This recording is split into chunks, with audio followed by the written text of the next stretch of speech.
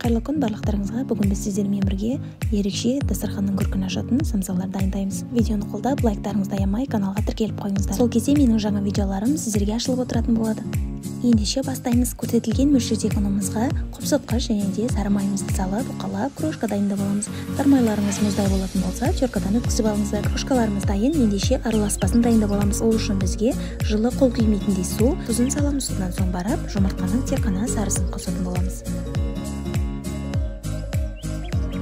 Бір араластырып жіберіп, жаңағы крошка дайындап алған ұнымызға салып, жұмсақ қамыр елейтін боламыз. 5 минуттай тындырамыз, содан соң қолымызбен жақсылап жұмыс жасаймыз. Бұл біздің қамырымыз біркелкі тынық болу үшін. Енді қамырдың бетін жауып, жылы жерге қойып, салмасын жасауға кірісетін боламыз. Самсаның салмасын өз қалауларыңызға қарай әзірлеулеріңізге болады. Мен картоп және де ет қостым. Етті орташа майлы етіп қоссаңыздар да болады.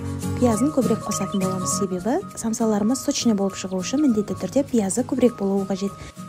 Қалауыңызға қарай құйрық май және дәміне қарай тұз, қара бұрыш, зіре, кориандр, паприка қосатын боламыз. Бұл дәмдеуіштер біздің самсамызды ерекше дәм беретін болады. Мен самсаларды дәл осы дәмдеуіштермен әзірлеуге сіздермен ірімшік қосылған өте дәмді самсаның рецептісімен бөлісетін боламын. Міндетті түрде каналға тіркеліп, лайктарыңызды аямай кетіңіздер.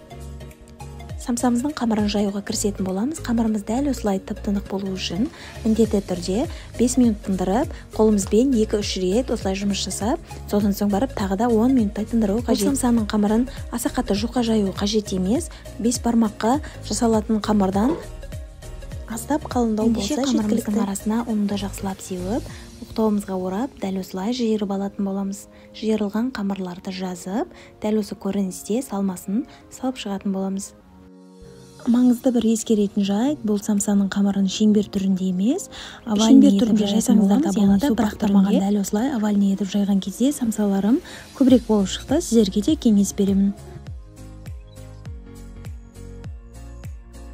Ендеше қамырымыздың беткі жағын дәл осылай бір-біріне жабыстырып бекітіп шығатын боламыз. Видеода көрсетілгендей етіп, араларын дәл осылай бір-біріне буып шығатын боламыз, яғни жабыстырып бекітіп аламыз.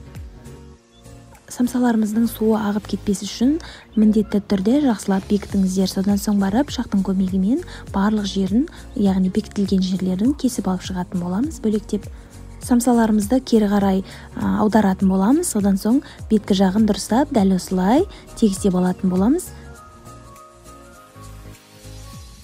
Барлығын дәл осылай аударып, беткі жағын осылай тегістеп шықтым.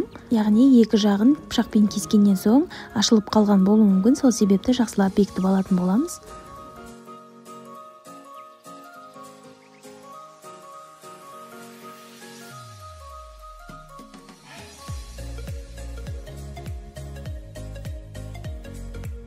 Самсаларымыздың бетіне жұмыртқаның сарысын жағатын боламыз және қалауыңызға қарай күнжіт себулеріңізге болады. Содан соң алдын ала қыздырылған пешімізде 180-190 градуста 40-45 минуттай беті қып-қызыл болғанға дейін пісіретін боламыз. Самсаларымыздың бетіне қалауыңызға қарай қалаған түрдегі қара не болмаса ақ түсті күнжіт себулеріңізге болады.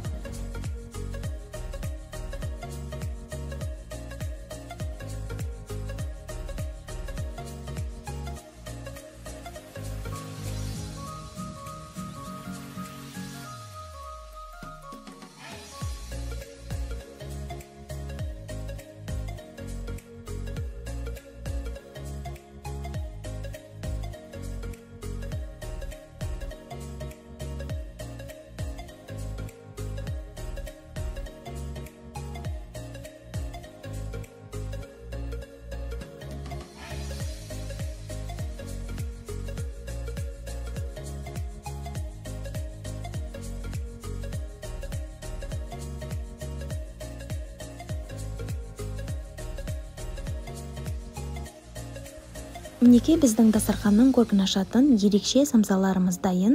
Сіздерге рецепт ұнады деген ойдамын.